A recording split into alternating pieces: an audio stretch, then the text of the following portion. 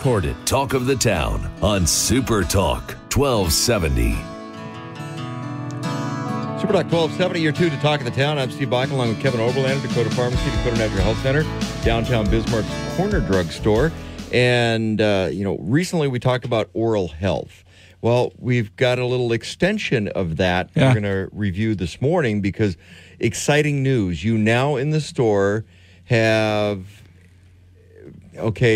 the cool way to say it is it's what the astronauts use. Yeah. So this is a Dentaloo branded product. I've gotten to know a Dr. Arash out of Los Angeles, so it's through his company that I've secured these. They're called Advanced Gum Health. And last week we spent the program talking about oral health and how critical it is to our overall health. And at the end, I started to throw a word called protectant out there. These are a little different, but the science behind these is magical. This Dr. Emily Stein that I've gotten to know I think she's a genius, to be honest with you. Well, let's back up a little bit and talk about the Advanced Gum Health. So it says gums, but it's whole oral mouth care because, again, it's what the astronauts use. You don't just brush your teeth in space because you get toothpaste everywhere. Right. And, this is what they use. Yeah. So back up a little bit and tell a little bit about the methodology behind this. So Dr. Emily Stein, she founded the formulation in relationship to her grandmother. She went to visit her grandmother in a nursing home, and she was in a memory care unit suffering from Alzheimer's. And she hadn't seen her for a while because she was out in Stanford, and I think she's from the Midwest. She went to school in Iowa, so I think she came back to the Midwest to visit her grandmother, and she was really taken back by the health of her grandmother's mouth because with her memory problem, she wouldn't allow anybody to brush her teeth, and she wouldn't do it herself. So she had been through months of no oral care for the most part. And Dr. Stein's a microbiologist. She has a PhD in microbiology and immunology, and she just felt that my world is bugs and trying to control them, and I need to try to figure out something that will help people like my grandmother, because the biofilm and the bacteria infection in her mouth was out of control. And she knew she had to try to do it in a means that was acceptable to somebody like somebody with Alzheimer's. And in 2010, she began screening what are called generally recognized as safe ingredients by the FDA to search for a combination that was effective and safe to consume in what her goal was, like something that we can sprinkle on food. So it's consumed as part of their regular daily life. And it took her a while, and 14 patents later, her studies have shown that Fozident, which is a trademarked patent of hers, the ingredients, it addresses things like the acid production, biofilm production, and stops the growth of disease-causing bacteria that's associated with gum disease, but also things like cavities and bad breath. Last week I threw out that was kind of just stumbled into as a byproduct. And she really, the generally recognized as safe and effective, she's really dealing with outside of the drug market. She was looking to develop what she felt was a lot more natural way to chemically induce these bacteria and the things that cause oral health and gum disease, and the biofilm especially, to try to destroy. So again, it took her a while, but the research that she's done, and I've had the opportunity to meet her 3 or 4 times through Zoom meetings, and she's a smart lady, man. This gal she's amazing. And during her research, she gained a real understanding of how severe the oral care crisis is in the United States and around the world. So her company, Primal Health, is a biotechnology company with the goal of improving public health by developing groundbreaking supplemental dental hygiene products. And this is really one of the shining, I think it's a shining moment for her company. But she's doing a lot of research. She's looking at the development of a chewable toothpaste. Really? Her one of her goals is, do we really need a tube of toothpaste? Can't we chew on something and then put the brush in the mouth? So yeah, she's pretty okay. cool. Every parent who's ever fought their kid brushing their teeth before they go to bed, it's okay. That's a little different. Yeah. Attack pattern. Oh yeah, that might work a little bit better. Yeah, she's thinking outside the box in this oral health thing. Well, and where they started with the sprinkle stuff, one of the things I deal with, because I've got my dogs, and in trying to get them and anybody who's tried to brush a dog's teeth, now there's things you sprinkle on their food that can help with the gum health. Same as this. Yeah, I mean, it's down the same road. It is, and it took me a while to secure the lozenges because there's a great demand for them, and working through Dr. Arash and his Dentaloo company seemed to be the most efficient way to do it. Primo Health is really a research company. Dr. Emily has left Stanford, and she now lives in Minneapolis, and she's trying to monetize her research and continue her research, but I got these, and right behind this is coming a product called Teef, T-E-E-F, which is for dogs and cats, and it's perfect. It's really a powder you just throw in their drinking water to improve their oral health. And some of the visual evidence that I've seen in my conversations with Dr. Stein is she's seen dogs with terrible looking gums, and in I've got an older dog 6 weeks that I scale weekly. Yeah. And it's just an uphill battle. Yeah. And I've tried some of the different products that are out there, and nothing's really working. I'm really excited for Teef to come out. I'll get you some as soon as I get it, because I do have some ordered. We're talking with Kevin Oberlander, Dakota Pharmacy, Dakota Natural Health Center, downtown Bismarck's Corner Drugstore. It's what the astronauts do. We'll talk more about that when we come back. This is Talk of the Town on Super Talk 1270. Super Talk. Talk of the Town on Super Talk 1270. Super Talk 1270, you're tuned to Talk of the Town. I'm Steve Bach, along with Kevin Oberlander, Dakota Pharmacy, Dakota Natural Health Center, downtown Bismarck's Corner Drugstore. And we're talking about advanced gum health, so a little continuation of our conversation on oral hygiene. Okay, I'm reading the lozenges, and it's what the astronauts use. And this is how they brush their teeth in space. No animal testing, gluten-free, GMO-free, vegan for those that are concerned about that, sugar-free, dentist-approved, and made in the USA. Sounds good to me. Yeah. I mean, I'm thinking about the applications for this. So if you're on the go, busy, you should brush your teeth after every meal. That's what this is for. Yes. Yep. So you've got a business luncheon, then you got to run to a meeting. That's what this is for. This is brushing your teeth without the toothbrush. Not to say you shouldn't use a toothbrush or your traditional forms of oral hygiene, but this is a supplement. That's even what it says on there. Right. It's a supplement. This is how to bridge that gap and get better oral hygiene. So the dental community that I know, and even Dr. Stein, talk about, you brush your teeth in the morning, you break up some plaque, you might destroy some bacteria. By the time you're walking out the door, it's almost all back. We talked last week about the mouth being an incubator. It's moist, it's warm, there's food in there. These bugs, they grow rapidly. They team up. They form this biofilm, which really is the start of plaque and gum disease. But the critical thing about that is these bacteria then escape into our body. We swallow them, we breathe them in. They're hard on our heart, they're hard on our brain function.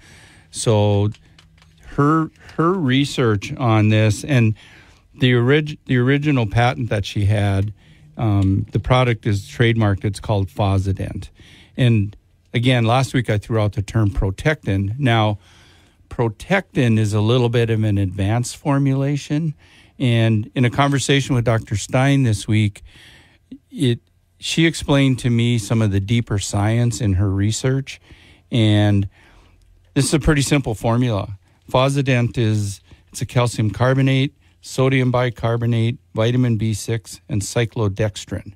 Now, cyclodextrin is a prebiotic. So cyclodextrin feeds bacteria, even the bad guys. So sometimes prebiotics aren't right because you have a population of bacteria, and people take probiotics and then they add a prebiotic, but if they've not shifted the colony of organisms in a good way, they're also feeding some of the bad guys. So in a probiotic world, we're trying to get people to control their dysbiosis, which is the ratio of good to bad bacteria, in a good way so that when they do a prebiotic, they're feeding the good guys. And similar in this world, so cyclodextrin being a prebiotic, that's really the grounds that she's standing on. This is a prebiotic for inside your mouth. Well, you just said that we need to make sure that we're not feeding the bad guys. One of the things that she discovered is the amino acid arginine is critical in making sure that the bad guys are dying off. And why isn't arginine in this? What I learned from her this week is her simple combination in this advanced gum health product, the bacteria that die off put out arginine. And so they're making arginine that destroys themselves. So they're literally committing suicide. That's apoptosis. That is bad cells dying off internally. So to me, that's amazing. If you use 2 to 4 of these a day after meals, every time it's in your mouth, these bacteria are self-destructing just because of the mechanism of action of what she's patented. It's kind of unlike anything that I've ever seen. So that methodology, if you're thinking about it, so it comes in a pill form, but it's not a pill. You don't swallow it. Right. It's a mint. Yeah, probably the best way to describe it. It's like popping an Altoid. Yeah. We got them on Friday, and I busted open the box and started taking them myself, and they take a couple minutes to dissolve. Very pleasant. So now you mentioned the after, because one of the things on the label is after brushing. So, because you mentioned that your population of bacteria, your colony of bacteria, right about back to where you started by the time you walk out of the house in the morning after you brushed your teeth a little bit ago. And that's why this says after brushing as well. So you could take these anytime. You can use them anytime. I would suggest that people that are suffering from halitosis or bad breath probably use them as often as they need until they get that under control. Here's a couple clinical study results from her. And it was data that it was accumulated in 2019 when she was doing her research at Stanford. 70 of those patients that used the Fosodent lozenges on a regular basis, 76% showed a significant improvement in gum health. 100% showed a significant decrease in the bacteria that science is linking to gum disease and Alzheimer's. 100% of the bacteria in the mouth that are linked to one of the causes of Alzheimer's are destroyed by these lozenges. And 82% of the population showed a significant reduction in bacteria caused by bad breath. Okay, my wife says I'm forgetful, so I'm going to need a bigger bottle. You're going to need... I think one of her websites has a 400 lozenge bottle. So it could be done. But when you're looking at big picture, this is such a little fix to such a big issue. Yeah. It's amazing. It is incredibly amazing. And the more I talk to her, the more I understand her mindset and, how do we attack this biofilm and these bacteria, because we're not very good at it to date. So we've had them since Monday in the store. They're not even out on the shelf, to be honest with you. But I've had I've had 4 people in where we're assessing that part of their problem is their oral health and the buildup of biofilm. One of our regulars is suffering tremendously from chronic candida and yeast, and if he eats a simple food, a sugar or has a beer, his sinuses are so inflamed that he gets so much pressure. And in conversation with him, and he said, my wife tells me my breath is awful. And in conversation with him, we kind of thought that maybe the origination of his sinus problems is starting in his mouth. Now, it'll be interesting because he's going to do 4 or 5 of these a day. It's going to be interesting to see down the road if that actually is true. We're theorizing, but he's been every place. He's tried everything.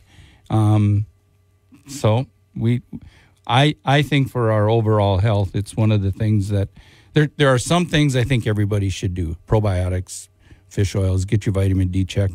This now comes right up to the top of the list for me. Advanced Gum Health promotes healthy gums and teeth. It's a mint, but it's also how the astronauts brush their teeth. It's pretty amazing stuff. We're talking with Kevin Oberlander, Dakota Pharmacy, Dakota Natural Health Center, downtown Bismarck's Corner Drugstore. This is Talk of the Town on Super Talk 1270.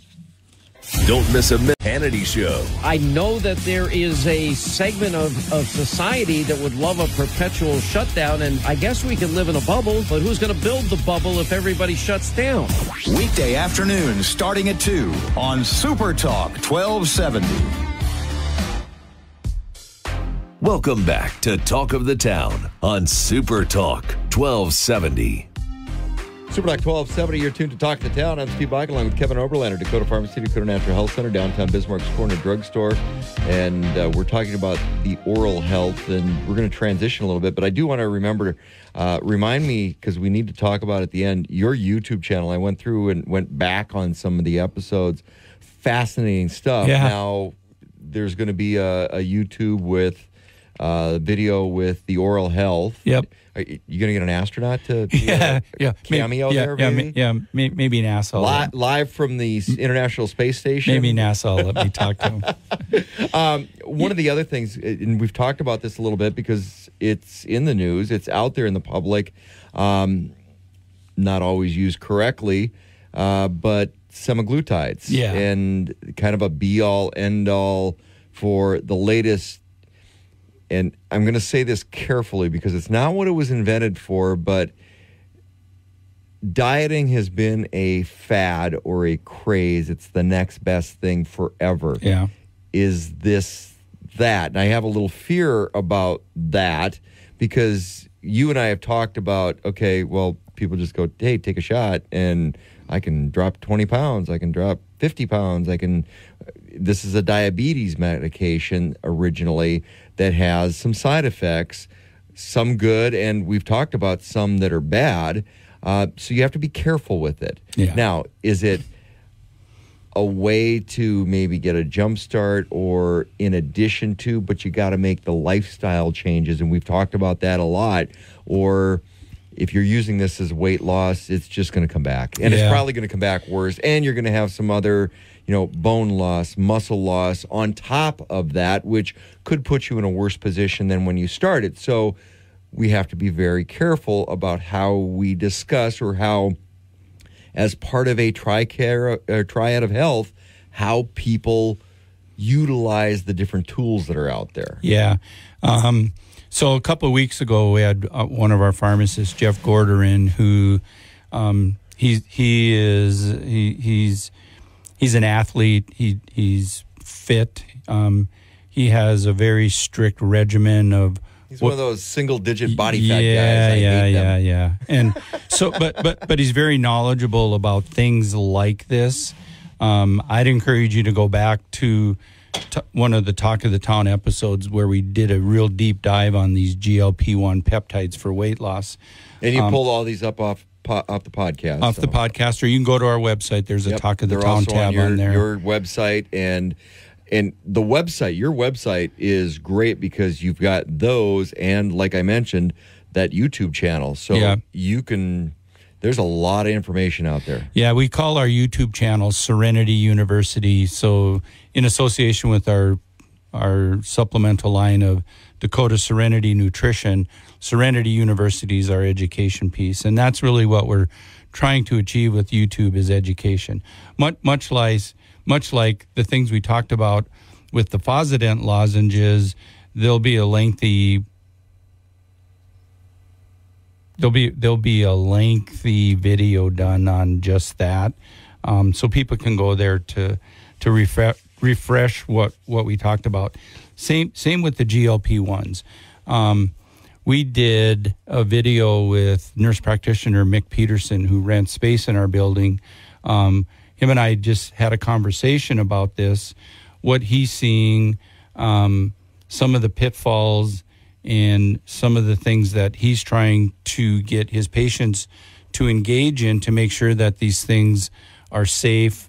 We just don't know the long-term effect of something like semaglutide or a GLP-1 peptide on the body long-term if you're not a diabetic.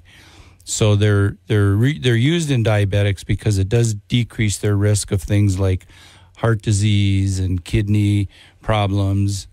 It's very We have to weigh effective. the benefits for anything. Yeah, It's exactly. Like, okay, you're diabetic, you're morbidly obese, but is the cure worse than? Yeah. But hey, you're not going to potentially have heart disease on top of everything else.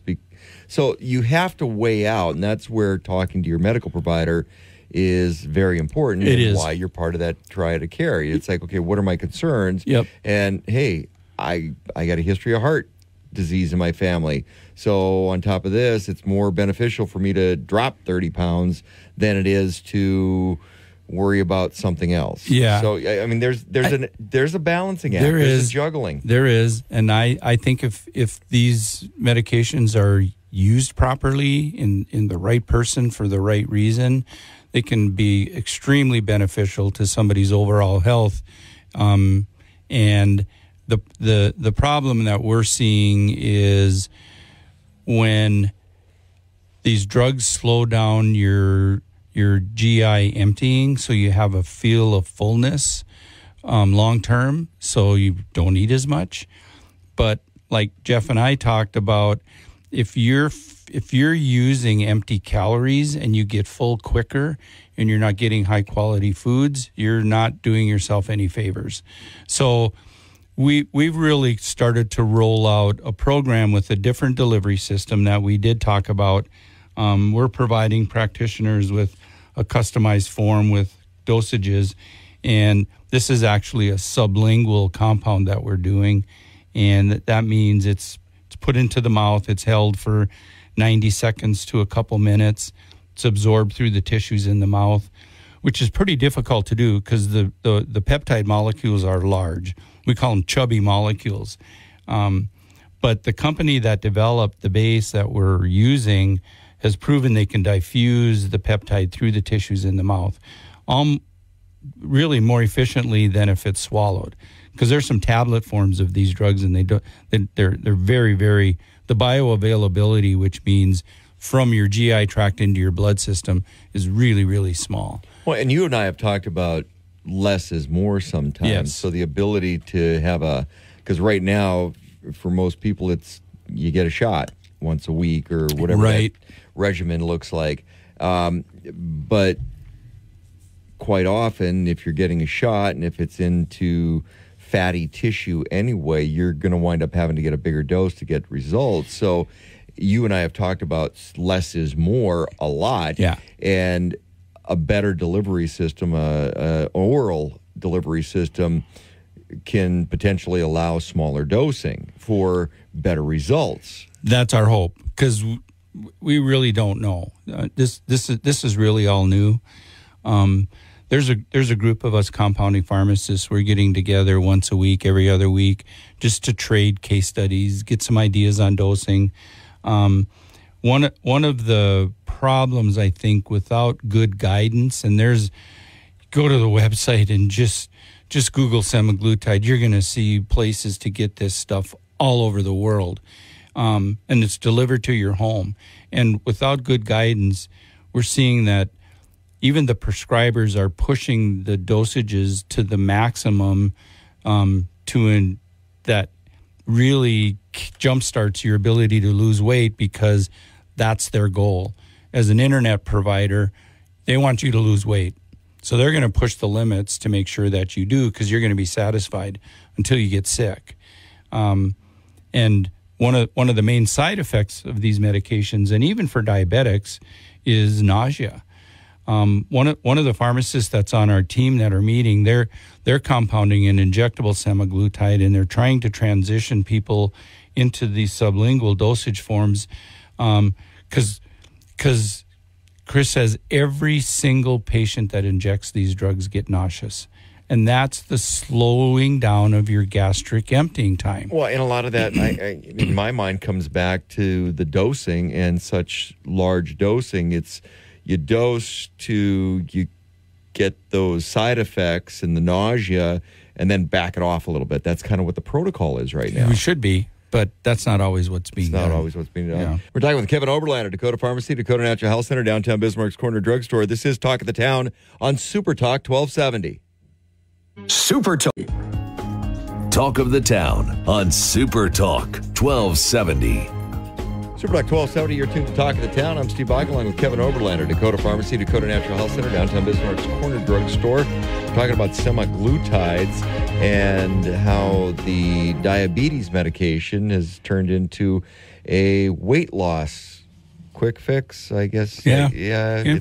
We'll call it a quick fix. It can happen fast. Again, this comes back to dosing, though, Yeah. and there's some concerns about There are a lot of dosing things. Lot of concerns, and what happens after, or do people have to use these medications, for life? They're expensive. Sometimes insurance doesn't pay for them. FDA is approving a couple forms of these medications for weight loss. There's actually a lot of research specifically for weight loss, not for the diabetes side of this. And so as I mentioned in our show a couple of weeks ago, our hope is the industry is really doing diligence on dosing for weight loss, not just transitioning a drug from one indication to another without doing a deep dive on what's best for the patient. So we're seeing people do these injections once a week. Sometimes they're pushing that a little bit so they get more rapid weight loss. I really believe that's a problem. And without the lifestyle changes, they're just really not doing themselves any favors. So one of our goals with the sublingual form is backing off on the dosing, going slower. And I know that's a hard thing for people when somebody else I know is doing an injectable and just dropping weight like crazy, but I've never felt that rapid weight loss is a good thing anyway. Muscle's heavier than fat, so we can initiate the loss of muscle mass before we start to lose that fat. That's not what we want, because good muscle, lean muscle burns a lot more efficiently, so that balance needs to be in place. So we're putting together information for patients that helps them in their food choices. We're not dietitians, but I think we have some pretty sound data, especially with Jeff in the pharmacy, on things like how much protein and the percentages of proteins to carbs to fats. These injections are anywhere from a 0.5 milligram to 1 milligram at a time. So with our sublingual dosing, we're recommending 0.25 milligram to start. And again, this is put in the mouth and absorbed through the tissues in the mouth into your system. And that's not as efficient as an injection. So, and we're recommending twice a week. This is a slow process. We've developed a customized form for practitioners with 4 dosage recommendations, recommending they start at the lower end and gradually increase that. We're talking to patients ad nauseum about the first dose, because we don't know for sure. The first dose may not let you lose weight, but we want to make sure that you don't get any side effects. One of the things our pharmacy team is really preaching to each other is don't ignore the side effects. If you have a patient that's getting nauseous, don't ignore it. That could be the start of a side effect that you don't want the patient to have to deal with. So we're recommending a twice a week, then to a 3 times a week, and then slowly increasing the amount that you use to half of a milligram twice a week up to a half of a milligram 3 times a week. Again, that's in the mouth, held for 90 seconds to 120 seconds, and then swallowed. But the majority of it, we're hoping, is absorbed through the tissues in the mouth. You know, you go back to the science of this, and one of the things I'm always a little cognizant of is how long it takes for results to come in so that you're not seeing damage in other ways. Yeah. And this is so brand new. And people just jump on, especially a weight loss. Hey, take the magic pill. Which right now it's a magic injection, but you're working on the magic pill or the oral dosing of this. And again, what makes the most sense to you? And you have to have that conversation with your provider. Right. And so many people in the country and even the world they're logging into these websites. They answer a few questions and then they get a shipment of an injectable drug. Without that triad of care being in place. And I think that's the rocky road. And our goal is really to make sure that your provider and our pharmacy staff are part of the team that can help educate you. So again, Jeff is, he knows this stuff. We put together a little bit of a guide on how much, because protein is so important. Again, if you're eating simple carbohydrates and you're not hungry, suddenly you're full and you have not had any quality. You have not had any protein. So in Jeff's world, he says we should be ingesting 0.7 to 1 gram of protein per pound of body weight.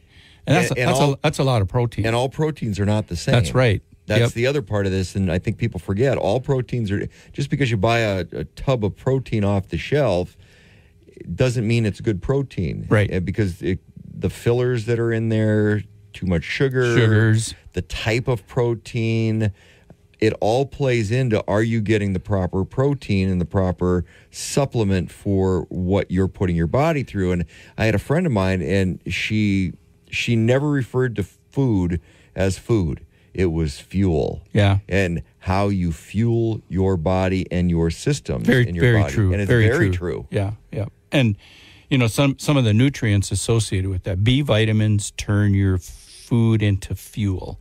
So if you're going to do a smoothie, using a protein that has some nutrients, maybe some amino acids, some fibers, because 2 of the most important things in this semaglutide world are adequate protein and adequate fiber.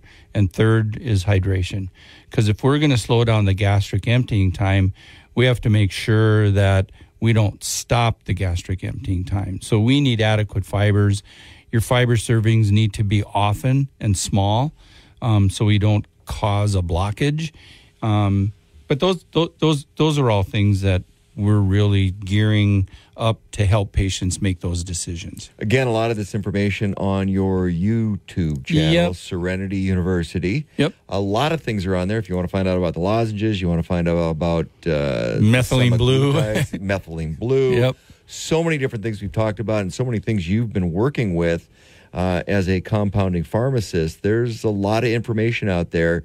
That would be a good place, I would say most people should start, is go to your website, Yep. watch some of these videos, and then reach out to you guys directly. Exactly. So go to our website. In the upper left corner, there's a bar with Facebook, YouTube, and some of the landing sites. If you click on the YouTube channel icon, it takes you to the YouTube channel, and it drops you into what are shorts. And so these are, 1 minute introductory, what to watch for.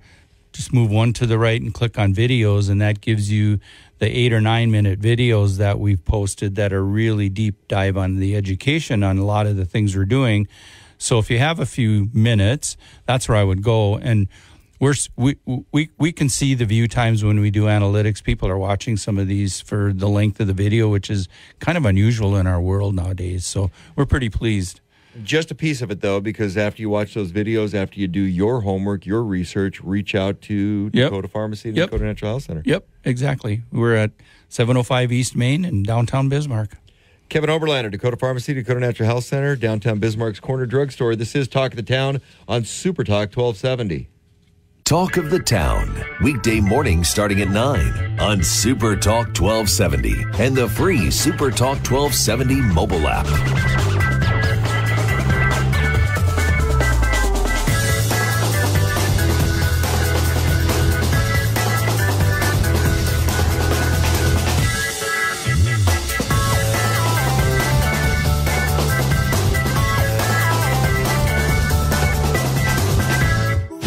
Talk is Mark Mandan. Super Talk 1270. Portions of the following program are pre-recorded. Welcome back to Talk of the Town on Super Talk 1270.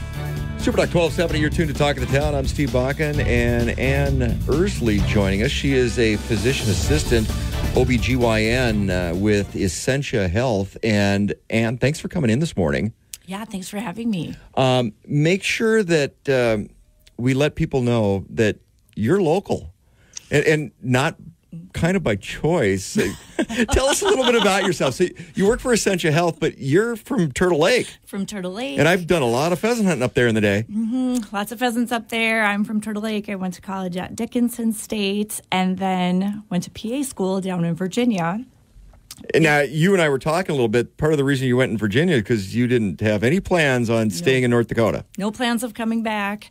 It was a joke, really, in our family, the first one to move away.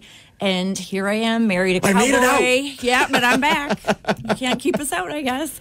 Married a cowboy, moved back, lived the life that I did not think I would live. So you own a horse trailer and everything, right? We live in our horse trailer every weekend when we're going to rodeos, and I have 3 boys. Yeah. You know, it's funny because I remember growing up in Grand Forks, and it was like, okay, everybody wanted out. I just want to get out. And I have traveled all over the country working, and I keep coming home. Mm-hmm. It's just like, and you're a great example. It's like, yep, I'm out. And you keep coming home because it's home. It's just, there's no place like North Dakota. Right. So fast forward, now you take your PA skills back to Essentia Health here in Bismarck, and you specialize in a segment of OBGYN that actually got a lot of press during the presidential race because of infertility treatments and IVF, and a lot of that was in the news. Explain what IVF is for people and the infertility side, because it tends to be a little bit bigger issue than a lot of people think, and especially as people are waiting a little bit later in life to have families, and that's really where a lot of this treatment comes in. Yeah, correct. That's probably the biggest cause of the increase in infertility rates, is because people are delaying their childbearing. And there are just many, I feel like we are unaware as a population of all of the things that go into achieving a pregnancy. It's really not as easy as what it seems. The rate of getting pregnant every month is 20%. So if I have 100 women trying to get pregnant each month, 20 will get pregnant, 80 will not. And I think the awareness of that would really help people maybe accept this, learn more about it, and then maybe seek treatment sooner than they do. And biology is an amazing thing, because if one little thing is off, correct, the odds are not going to happen, because that's what nature does. That's how nature makes sure that we're trying to produce viable, healthy babies. And that's the nature part of that. Something can be a little askew, and nope, not this time around. Yep. And probably 60% of issues can be fixed, and we can do so much locally before people ever get to IVF. So that's just a huge service that we can offer here in Bismarck. So a lot of groundwork. There's a lot of things that need to go into, especially if you're in a little bit older situation. The nutrition side is huge, different supplements, lifestyle choices. Lifestyle is huge. What are the top factors as far as leading into infertility? So whether it's let's stick with the older right now. So somebody that's a little bit older in life, maybe they delayed because of their career, didn't get married till a little bit later. They push things off and, okay, now it's time. I want to have a baby, but I'm 40. I'm early 40s. I'm mid 40s. I know people that have gone through and 50s. They've had babies, which God bless them all, but not really the wheelhouse for a normal pregnancy. Right. Unfortunately, as we age, especially for women, our egg quality and egg reserve, the number of eggs that we have, dramatically decreases. So your chances of naturally getting pregnant after 40 are very low, probably 5%.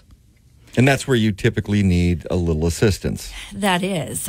We actually see a large number of women much earlier than that. And so at 40, we feel like we're on a time crunch. And almost always those women are getting referred to IVF or to reproductive endocrinology. From a medical perspective, is there a hard stop or a timeline where it's probably not the best idea or not in your best interest? Or does it depend on... how's your health? So many factors. Yeah. So many factors. And we always want to help the patient make the best choice for themselves. I may think at 45, your ovarian reserve is very low and your chances of success are very low. Your chances of heartache and miscarriage and things like that are higher. And of course, I like to protect people from that disappointment as well. But we want to offer them every opportunity to achieve a pregnancy that we can. So what are some of the other factors with lack of ability to get pregnant? So we talked a little bit about the age stuff on the women's side, but there's stuff on the men's side, there's stuff on the women's side. As far as factors earlier, before you start getting the higher age, what are some of the leading factors for complicating the ability to get pregnant? So the most common thing that we see is ovulatory dysfunction. One cause of that is polycystic ovarian syndrome, which is becoming more common as far as recognition of that. And if you don't ovulate correctly, you can't get pregnant. So that will present in irregular periods, maybe lack of periods altogether. And that's something that's very easily managed. So we think about that a lot with athletes, female athletes that throw their cycles off because of their training and their athletic prowess, because it does throw the system off. And I'm a big believer in everything works in equilibrium. And if something's off over here because you're training for a specific, that might throw something. We see that with long distance runners quite a bit. Yep, because they often will have no cycle at all, partly due to the fact that they have no body fat. And so we see that spectrum. And then we see obesity as a major cause of ovulatory dysfunction as well.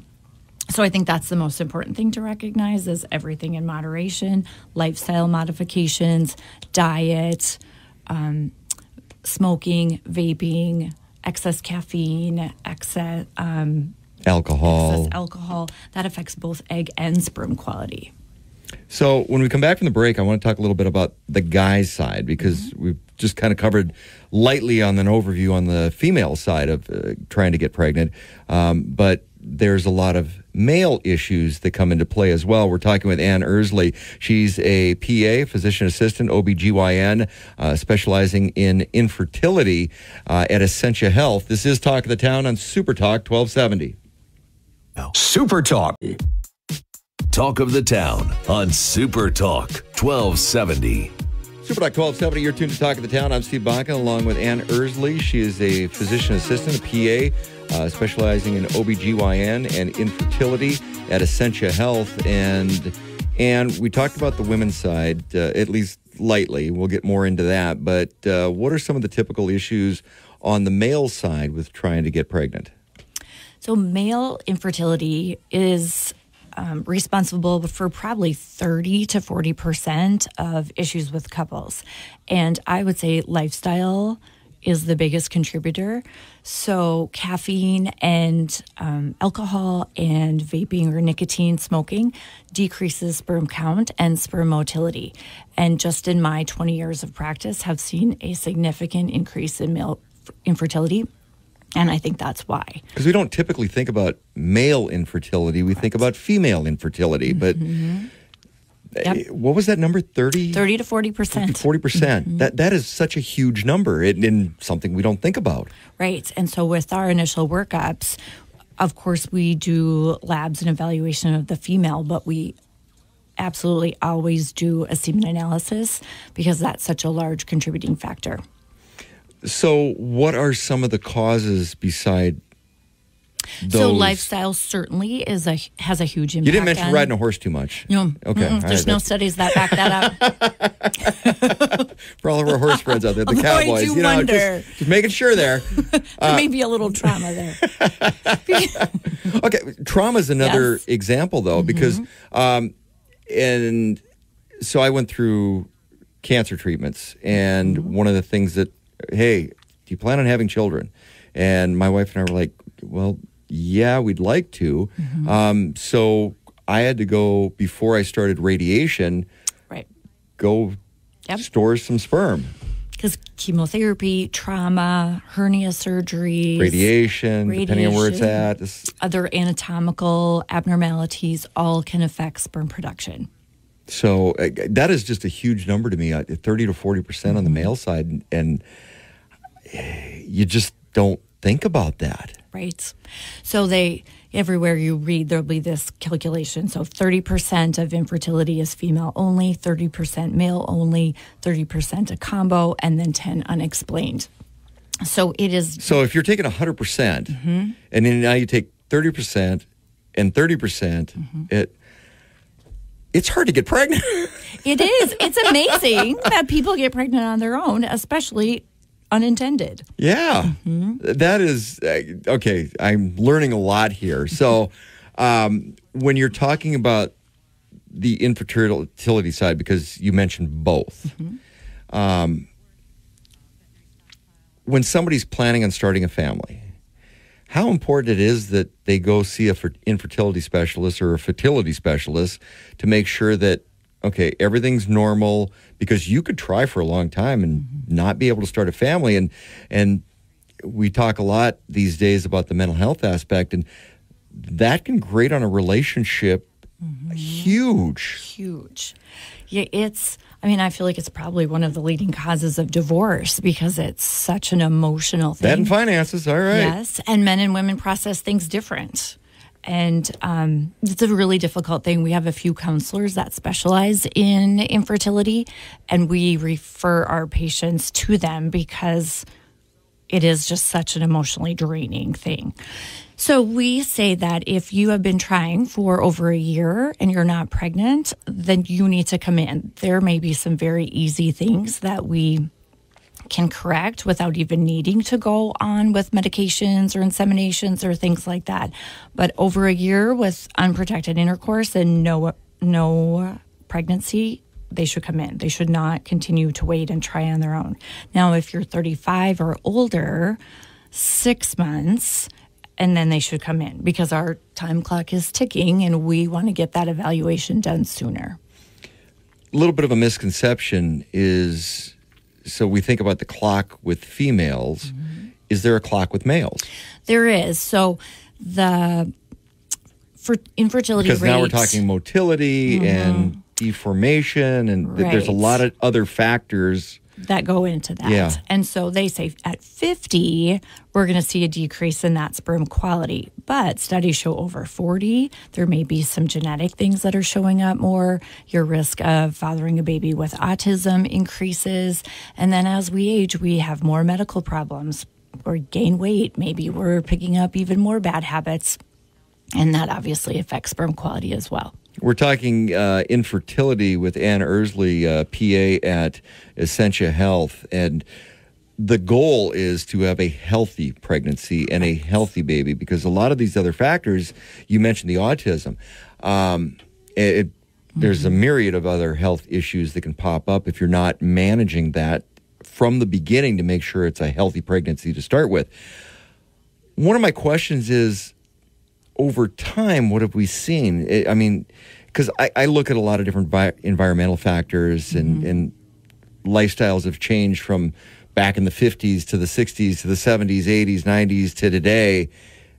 Big change in lifestyle, Correct. Big change in outside factors. What have we seen over time when it comes to infertility numbers? So infertility is increasing for a number of reasons. That's probably one of them. Of course, we don't have hard studies regarding some of the plastics. I blame a lot of stuff on preservatives. Right, I the really preservatives, the things that are in our foods. Processed food. And we're eating processed foods more than we ever used to.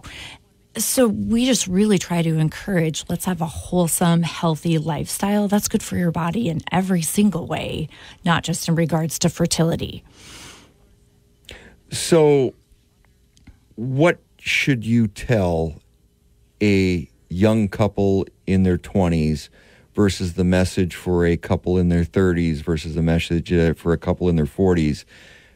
What's the initial message that you want them to know? So first is have a healthy body. So even if you haven't even started to try for pregnancy yet, just have a healthy body. Starts with diet. Starts with diet. Diet, lifestyle. Cook at home. Limit your caffeine to 200 milligrams a day or less. Alcohol in moderation. No smoking or vaping. Again, that affects sperm and egg quality, but also your entire well-being. Maintain a healthy weight. Weight has an impact, again, on both egg and sperm quality. Regular exercise. And then if it has been a year, if you're under 35, or 6 months, if you're over 35 and you haven't achieved a pregnancy, don't wait. Come in. Let us help you figure out what's going on. We're talking with Ann Ersley, PA at Essentia Health. This is Talk of the Town on Super Talk 1270. To Talk of the Town on Super Talk 1270. Super Talk 1270, you're tuned to Talk of the Town. I'm Steve Bakken, along with Ann Ersley, physician assistant, PA at OBGYN at Essentia Health, focusing on infertility this morning. And, okay, you're doing everything right. You're having a healthy lifestyle, enjoying things in moderation, working out, eating properly. Nutrition is huge. And that's why, neonatal supplements are a big part of, there's a lot of foundation you have to lay. But it's not working. What are some of the signs or symptoms that there could be a problem? Because a lot of people, we don't go, especially in the upper Midwest. It's like, something's not right, but I'll tough it out. We're not going to go to the doctor. Or, again, I'm a huge proponent of the triad of care. You need to be your best advocate because you're the one that needs to. I always look at physicians as a little bit of detective work, and you need to put them on the right track to figure out what's going on with your health. So you need to be your biggest advocate. So what are some of the signs and symptoms men and women should look for that, there might be a problem, there might be an issue, there might be something going on that's going to lead into infertility if that's what you're trying to accomplish at the time. But, a lot of this comes back to some general health stuff. I mean, giving yourself exams and things like that, making sure there's no issues. What are some of the things people need to look for?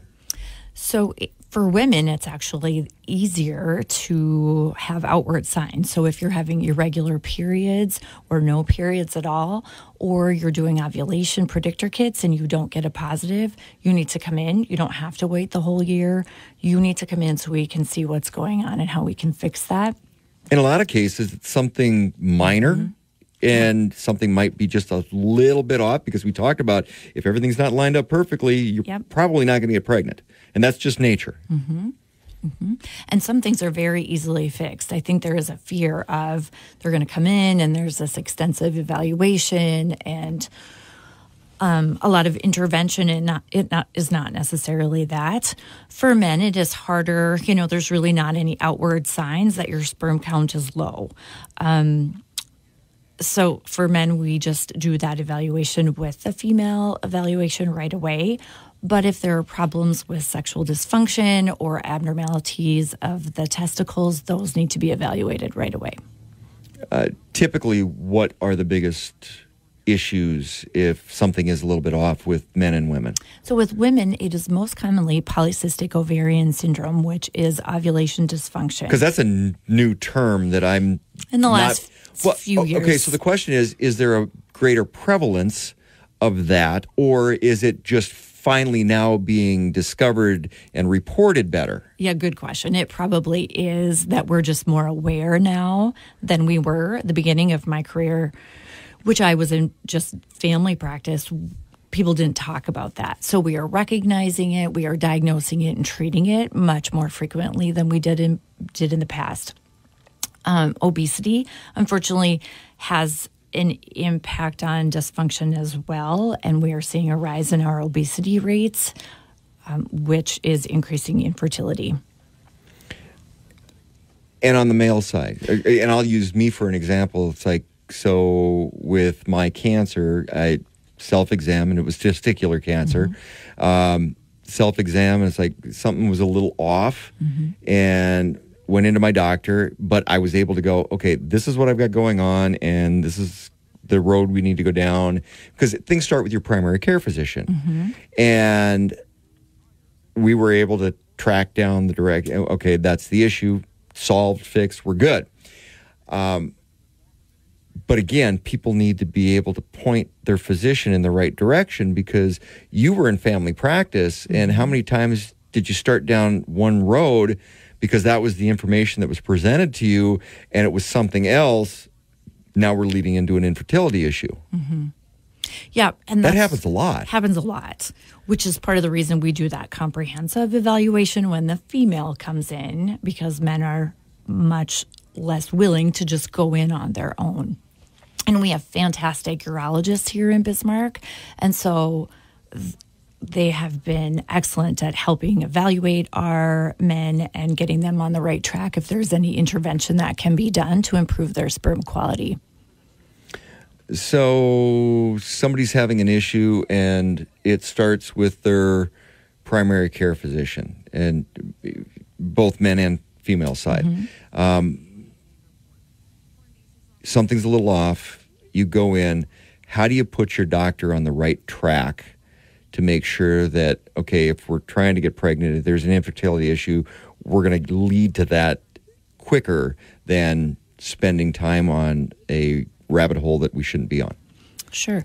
I think the biggest thing is at home, you track your cycles, have some awareness of what's going on with your body, track your cycles, do ovulation predictor kits, bring that information in to any of us that work with infertility, and we can get started on the evaluation right away. Data's king. It's like having that journal, having that information, so you go, here's what's going on, and having that well documented, because that's a real, instead of going through the process like, okay, well, for the next 3 months, track this, well, you're 3 months ahead. Yeah, you expedite the process. You help me get an idea of what could be going on, and we just get you to your end goal quicker. And typically for men, what's that process look like? So we start with the semen analysis, and sometimes we just have to talk about lifestyle modifications. And so the men often come into the appointment with their wife to review that, and we will do the referral if there is a significant decrease in sperm count or motility, where we feel like there could be some anatomical things going on, or where they could benefit from medication. So is it a good idea to come in as a couple? It is. It's really, there's a lot of information. And so I always say 4 ears are best. And it is best for everybody to feel like they're working as a team to get to where that couple wants to be. And a lot of that comes back to the mental health side, because the opportunity to strengthen a relationship instead of be alienated from each other. Because that's the thing. And it's interesting you mentioned the counselor side of that, but that's not typically something we've thought about 10 years ago in the healthcare world if you're talking about infertility. Yeah, that's true. It's such an emotional subject, and often the female is doing everything, coming in, doing the labs, taking the medicines, doing the ultrasounds, and there's such a disconnect in the stress and the overwhelming emotional aspect for the wife than there is for the husband. Well, and that's why that 30 to 40% number, the problems on the male side, is such a glaring number to me because, 10 years ago it was, well, it's your fault. It's her problem. It's her fault. We're not getting pregnant because it's her fault. And, and that was kind of the stigma around infertility at the time. We're talking with Ann Ersley. She's a PA, physician assistant over at Essentia Health, specializing in infertility. She focuses on OBGYN. This is Talk of the Town on Super Talk 1270. Talk 1270. Welcome back to Talk of the Town on Super Talk 1270. Super Talk 1270, you're tuned to Talk of the Town. I'm Steve Bach, along with Ann Ersley. She's a physician assistant, PA, over at Essentia Health. OBGYN, focusing on infertility this morning. And we mentioned IVF earlier, and that's where a lot of people's minds go when you're thinking about infertility treatments. But that's kind of a little bit later in the process. There are other things, other treatments that are out there that are first steps, because the IVF tends to be more invasive, a little bit bigger process, and you may not need that level of help with fertility or infertility. What are some of the walk-up or the other treatment options that are out there? So many easier things that we can do before you need an IVF referral. Again, the lifestyle modifications can make a huge difference in sperm quality. Nutrition. And no vaping. I don't think people realize vaping, smoking, chewing tobacco, caffeine and nicotine. Energy drinks and vaping are the demise of sperm. Are killers. Yes. Absolute killers. Yep. So we just really want to have that conversation to help people be healthier. Women with PCOS, we often start a medication called metformin, which helps improve ovulation, sometimes even helps them ovulate effectively on their own. And if that is not enough, we use a medicine called letrozole that stimulates ovulation, or stimulates the body to produce follicles, and then we can force ovulation on our time frame, so we can time either inseminations or just timed intercourse, and that has been very successful for us. So I'm thinking it's like all of our Catholic friends out there, it's kind of the classes that they go through, they teach that as part of premarital counseling, which is good practice. Yeah, to know what's going on with your body so you can recognize if there's a problem. So what other treatments are out there before we get to IVF? So we do the ovulation induction, which is medication, something called Ovidril, which triggers ovulation, and then inseminations. And we can do up to 6 cycles. And if that is not successful, then certainly people are candidates and can be referred for in vitro, or at any point if that's just the road that they want to take. Okay, now let's move on to in vitro fertilization. For those that are not familiar with IVF, explain that to our listeners.